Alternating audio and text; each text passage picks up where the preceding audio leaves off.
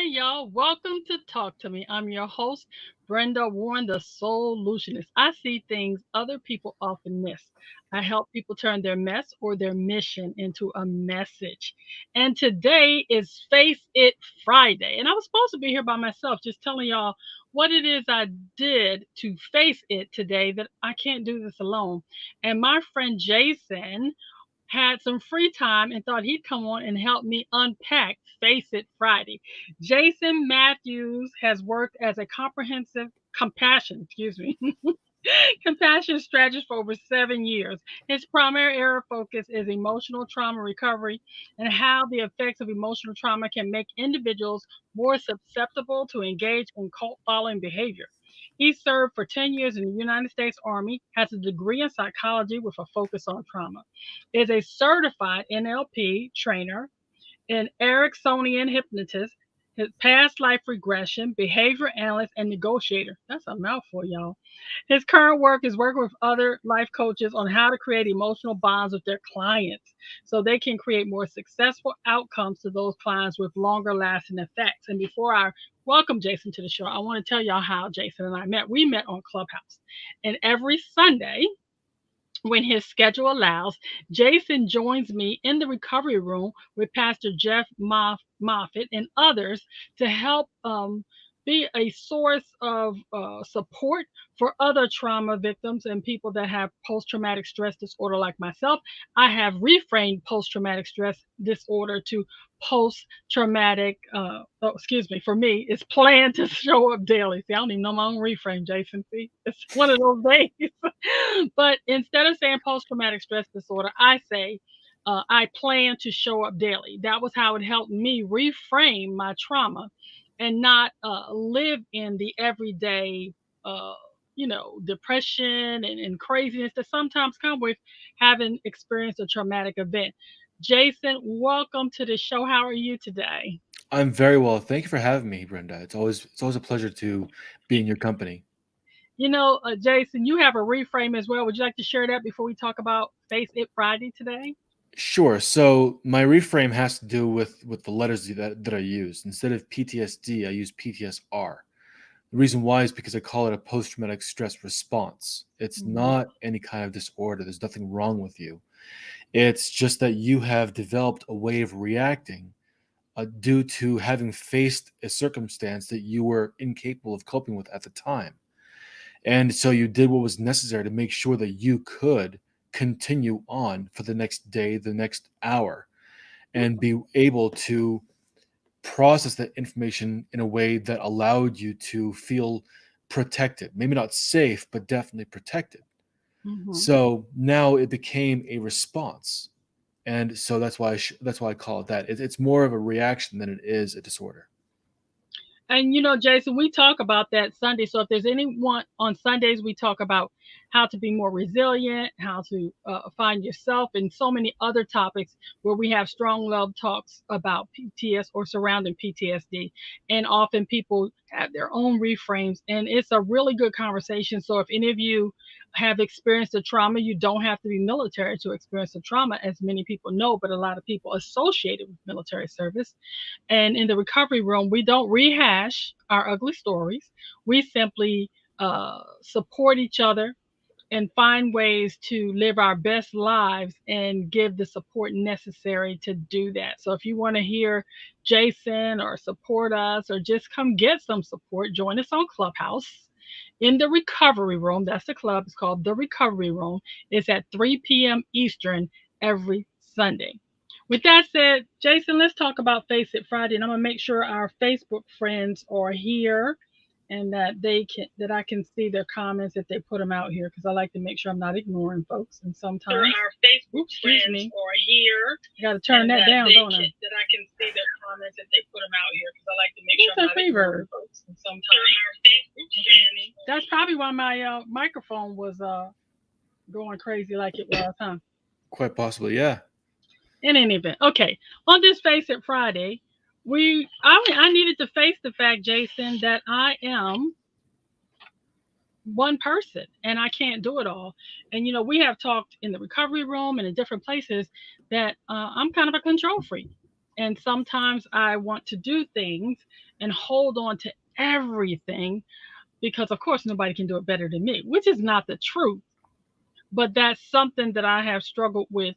Uh, and I say struggle with my whole life because even when I give something, sometimes I have a hard time letting it go. And recently, that failure to let go caused me to have a situation, Jason, where people's books were piling up. I have been so blessed to have people that watch the show that want to be on the show, and they send me their books. And I usually read them and then I invite them to be a guest and we do a review, and it's an amazing thing. But the book started to piling up, and I realized that I needed a virtual assistant or something and better systems to help me work. So I want your thoughts on what kind of help would you offer for someone like me that doesn't seem to know how to let it go and ask for help even. Well, it really comes down to why the control exists. And usually it's because of a feeling, an underlying feeling of not being able to trust other people to do what's necessary to meet your standard or to um, act in a way that is going to honor you. There's that belief that betrayal is just around the corner. And so the way that we mitigate that is by saying, I have to do it all on my own. And by taking on that curse, we tend to burn ourselves out before we even accomplish or come close to accomplishing what we want to accomplish. So, the best way that I can think of to overcome that is be willing to have the kinds of conversations with people that let them know how you have done things in the past, how you've needed that kind of control and why. And then let them know, here's how you can help me so that I don't feel the need to always be in control. And what that does is it turns the person you're talking to into an ally. And Okay. now they want to work with you in order to achieve a goal, and they want to help you from getting to that state of being burnt out. The thing that when you ask someone for help, you're more likely to like them, and they're more likely to trust you as well, because there's that belief of vulnerability.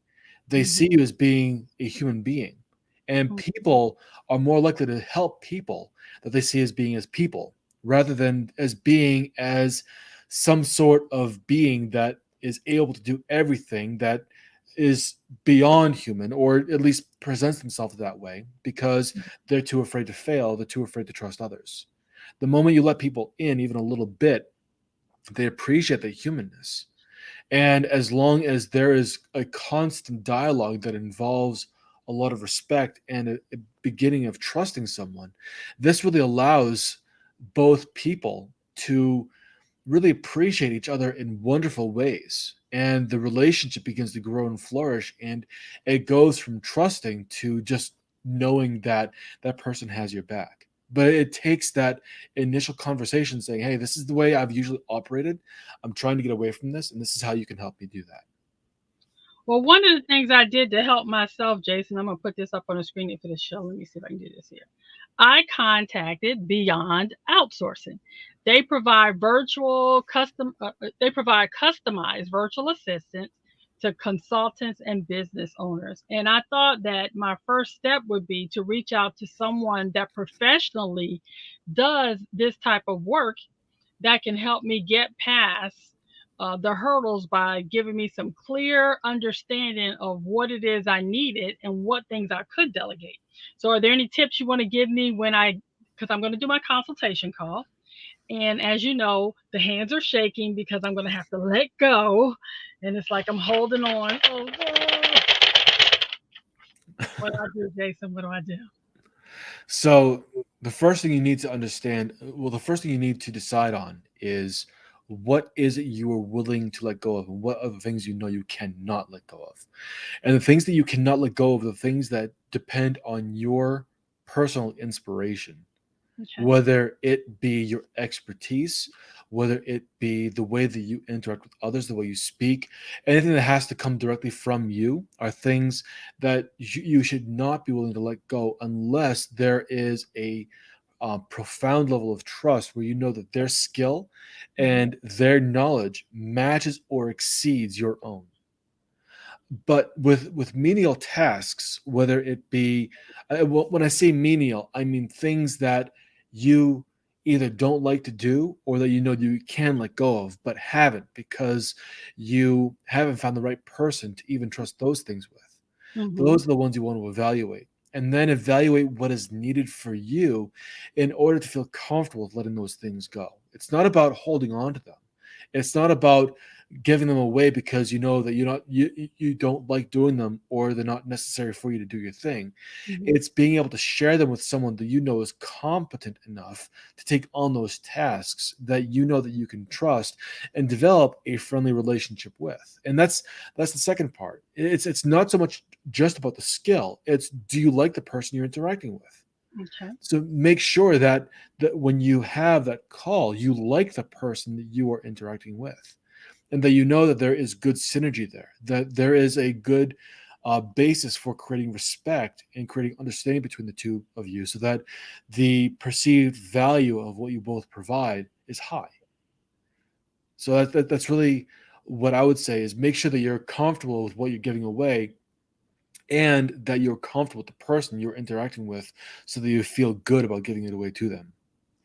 Well, I feel like I'm comfortable with this particular organization because the owner, Mandeep Kaur, is an amazing entrepreneur in her own right, and she's very attention to detail. Her company provides lots of different services, and as I scale up, I know they'll be able to grow with me as my company grows. And she does a great job at matching virtual assistants with the people that seek to hire them. So I feel really good about that, Jason. Yet I still find myself anxious about letting go of things that I've always had the control over. And I'll Mm, give you an example. I was really blessed recently to have Mandy really support me in making sure that my best year ever blueprint was something that was aesthetically pleasing. And when I say it's beautiful, it really is. And it got done, and then I wanted to make some changes. And I realized that I didn't have the ability to just go in and change like I do in the middle of the night, which is sometime where I do my best work because I don't sleep well. And I found myself anxious because I couldn't make the changes. But then I realized I could write a document, tell what changes I had, and forward them there. And that's what I did. But I wasn't used to that. That was out of my comfort zone. Any thoughts on that? yeah, so that's just about a new way of doing things. There's two ways to get around that. The first one is to have the kind of talk with the person or organization you're working with, saying, "Hey, this is the way that I normally work. When I get the document, I'd like to be able to make the edits that I need that I know are going to be good for me." Hmm. Or if that's not possible, just be willing to it really just takes getting used to the new way of doing things. Turn it into a habit and accept that this is the new way of doing things and be happy about it. Have a sense of gratitude and enjoyment about doing it that new way. If you can't do it that new way, then it's wrong. Okay. And that conversation of the way that you need things to be should be had. As long as you can feel grateful for having this kind of service in your life and you can feel enjoyment about giving them the kind of instructions that you need, knowing that the changes that you want to make are going to be reflected in your instructions, fantastic. If the um, if you find that it doesn't work that way, you owe it to yourself to have the conversation with them where you say, I've worked with doing it this way and there's a lot of discomfort with that. Here's why. So what I would suggest is doing things this way. So you're offering them a solution as well as broaching the problem that you know that needs to change. And so it becomes a very useful conversation because you can let them know what you're uncomfortable with, as well as offering them a way forward. And either they can just accept it for what it is, or they can have a dialogue that goes back and forth to find a better way that works for both parties. Really, it's just about having that conversation and that honesty with yourself about what you are comfortable with, what can become comfortable with, or what you are absolutely not comfortable with. Well, I do understand the communication is the key. And the truth is, Jason, that in this instant, I didn't have the skills to do what they could do. They're using professional programs and not the basic Word or the kind of graphics that I have access to. And there was no way I could produce the quality of the presentation that they presented to me if I made the changes myself. So I had to live with that, that some things I just don't have the expertise. So I would have to defer to them, but that still was out of my comfort zone because I'm so used to being so hands on that I almost purchased the program and taught myself how to use it. And then I was like, take a step back, sister girl. You don't have to know how to use every program. That's why you hire people that have the expertise. True. And that's really good self awareness, to stop yourself, put on the brakes, and allow the experts to do the expert thing. Because I have to say that I have the same problem sometimes, that when someone is using a program that I'm unfamiliar with, my first go to thing is to find out everything I can about that program.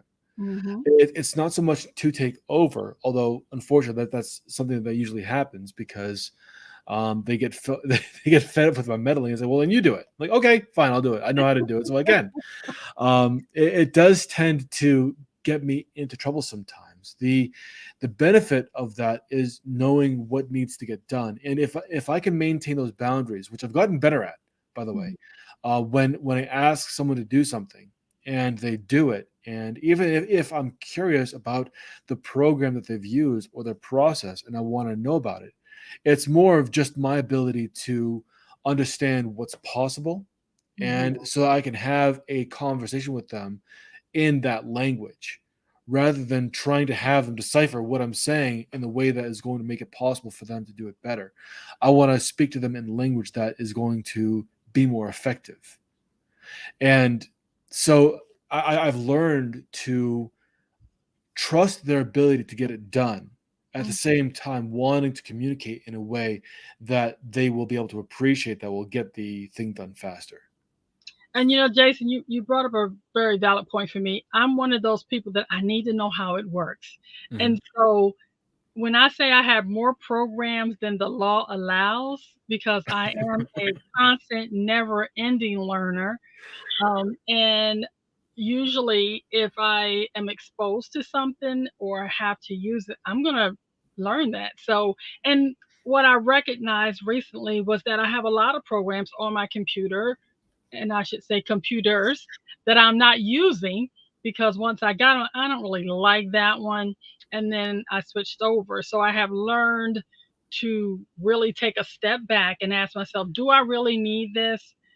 Could I just maybe take the tutorial so I could talk intelligently when I'm asking for something as opposed to buying the program and trying to learn how to use it myself. So on this Face It Friday, I'm facing the fact that I don't have to know everything.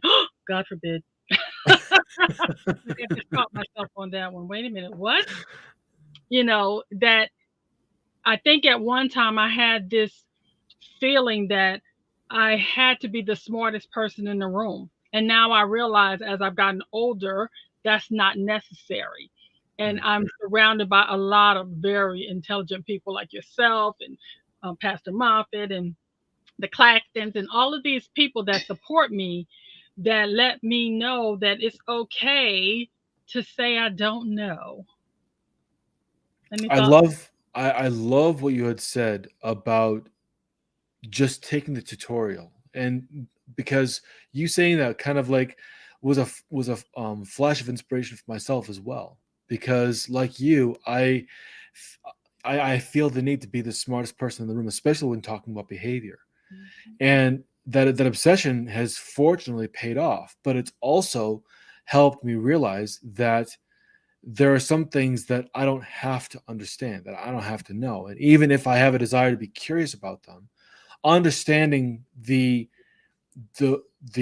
idea of how it works is more important than knowing how it works. Mm-hmm. Because when you have that idea, you can communicate more effectively, but you don't have to know everything about it.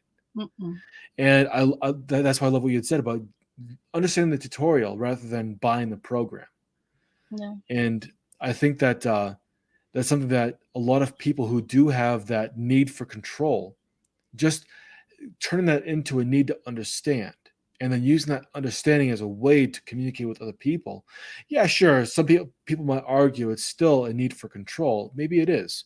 Mhm. But what you're controlling is the format of the conversation, making sure that everyone is on the same page and that everyone is communicating in the exact same way that creates crystal clear instruction and understanding to know how things are going to move forward. I think one of the things I had to face also, Jason, was that need for control came from my sense of what we hear people term imposter syndrome, and my own Mm, insecurities about my training and my ability to get results. And I think over this past 18 months, I have really become to recognize that I do have the skills, that I do have the training. My 30 years in the military, my 13 years as a hospital administrator, all of my education that I've gotten, all the training that I've taken, be it in college or online or via a webinar or courses. I don't think there is a time that I'm not in training, because I am really one of those people that is a learning junkie. And even with that, I found myself feeling like maybe I didn't have the goods. And it's been a journey to get to the place where I could face it, that I have it and that I'm quite capable of getting the results through coaching. And it has been proven with the people I worked with, that I was capable of writing a book. And I'm in the process of doing the second edition and writing and collabing on other books. What are your mm. thoughts about that? So I feel like imposter syndrome is a fear of failure. Hmm. And there can be some of that when you are constantly exposing yourself to new material, to new ways of doing things, but I don't equate the two. The Okay. reason why is because you can constantly be learning and still put yourself out there Mhm. and know that as you're enriching yourself with new things that you learn, you can become even more effective. It's the resistance to putting yourself out there that I think really causes people more harm than good, because regardless of how much information you have, you're going to know more than some population out there. And the fact that you know more than some people, it's going to put you in a much better space than you realize. Because by you having some sort of knowledge, let's say that you want to get into personal training and you know you're not the fittest person in the world. You're never going to try it for She-Hulk and you're never going to try it for Wonder Woman, but that's okay because Okay. that's where you are. You know what? There are going to be some people out there who will never get to that level Mhm. and are at a worse level than what you are. And Mhm.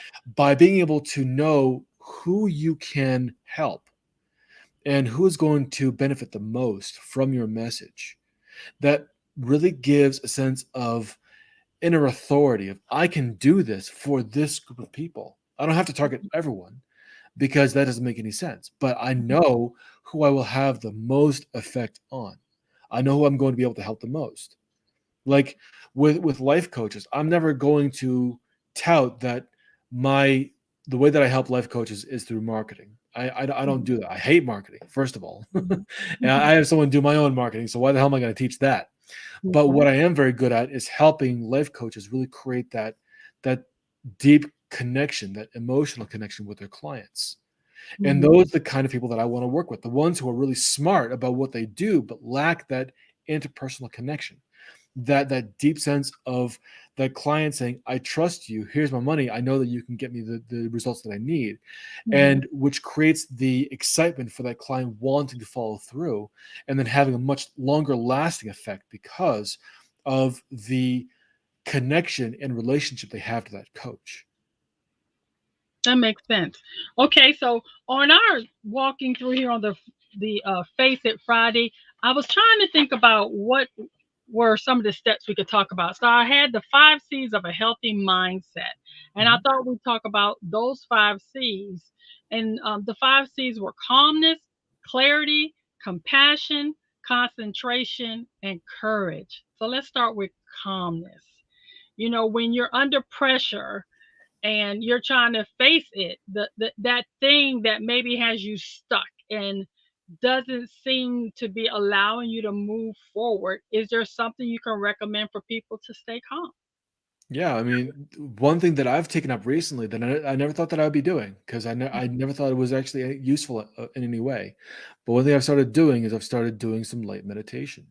Wow. And the reason why is because it has nothing to do with getting to my emotional center. No, it has to do with calming down the mind.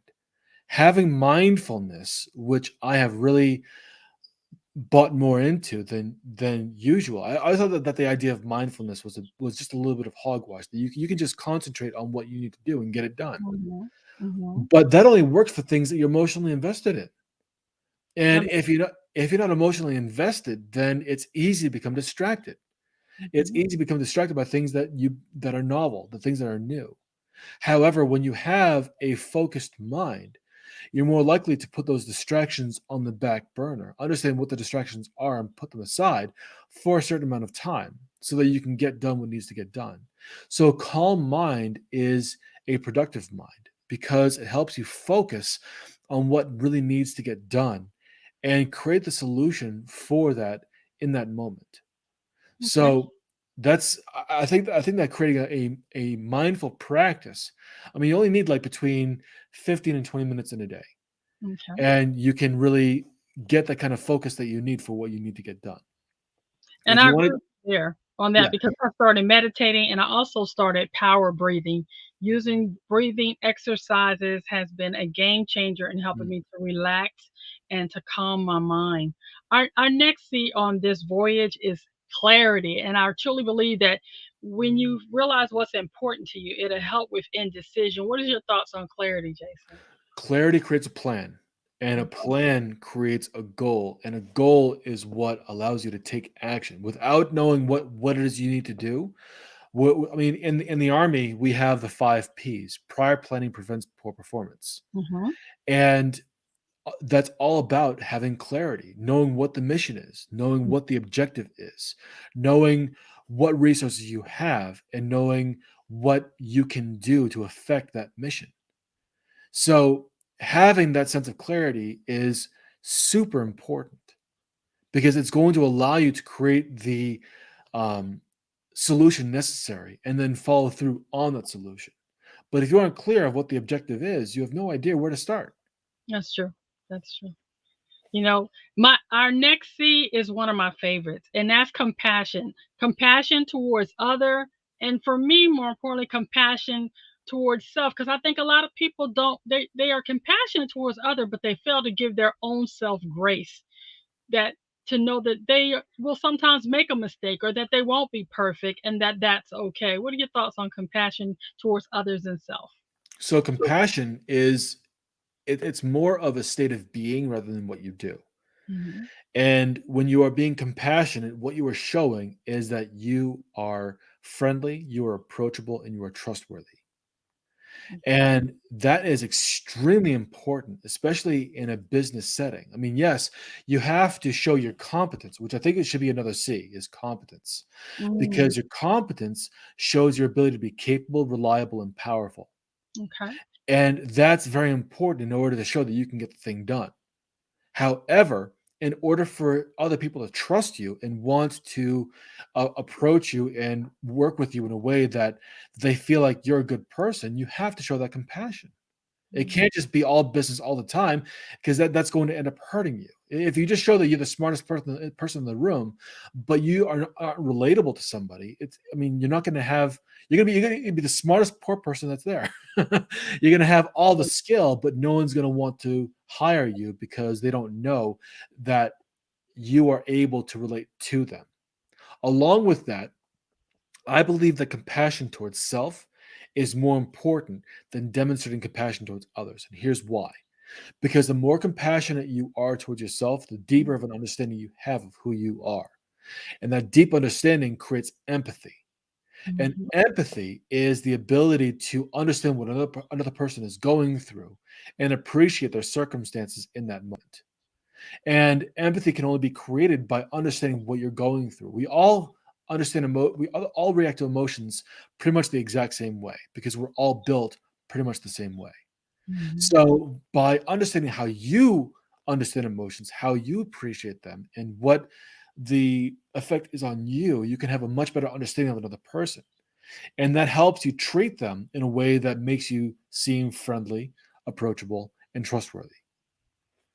I think that's good. And I was really excited for my own personal growth and self development when I realized I didn't have to be the smartest person in the room, that it was acceptable to not know everything, that it was okay to know where it was located, or that I could do research because I love to do research.